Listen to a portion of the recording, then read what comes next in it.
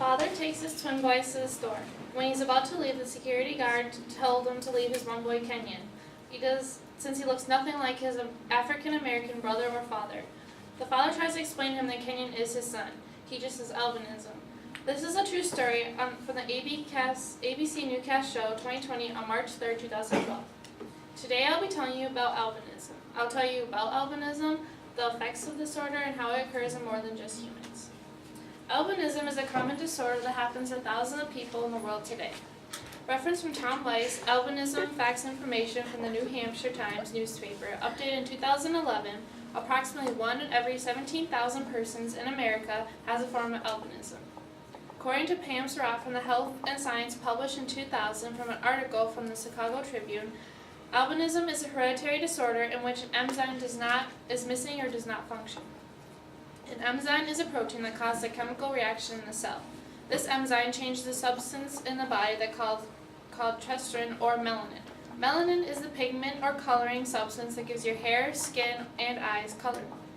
An animal or plant that is unable to produce this pigment is called an albino. Still referenced in the Health and Science, there are many different degrees of albinism. A true albino has white hair, very light skin, and pink eyes. According back to Albinism Facts and Information, majority of children with albinism are born to parents who have an average eye and hair color.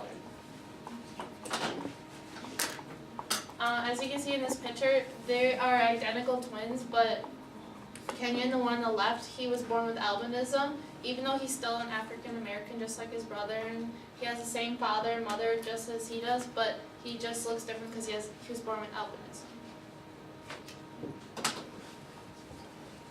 One of the myths is that an albino have red eyes, though not true because it depends on the pigmentation in the person's eyes. Still referenced from the Chicago Tribune, albinism occurs in all races of man and there is no cure. Now you know more about albinism, you see how it affects many people.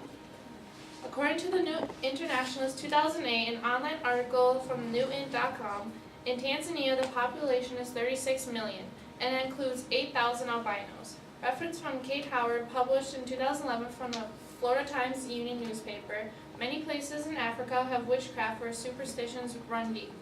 According to both Florida Times Union and New Internationalist, many Tanzanians believe that albinos have magical powers in their hair, skin, and bones, and are used by witch doctors to make potions.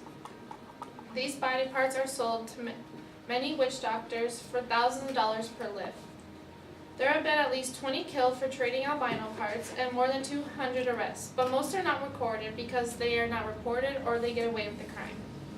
Knowing how it affects many people, it occurs more than just humans. Besides albinism being common in humans, it is very common in plants and animals. Reference from Susan Nassar, a zoologist in 2007, an online article of howitworks.com, every animal makes melanin and can have albinism just like humans. According to the Missouri Conventionalist magazine, published by the Missouri Department of Conservation, at least 300 species in North America have at least one reported instance of albinism. Albinism occurs once out of every 10,000 mammal births. Animals with albinism are much more vulnerable and their rate of survival is virtually zero. Predators pick them out more easily of the group, and families and social groups can exclude them because they look different from the rest. Most albinism animals are shunned from the group, which is much like what humans do. Shown through the disorder, the effects, and occurs more than just humans, now you know more about albinism. Just like Kenyon, many animals and people are affected with albinism.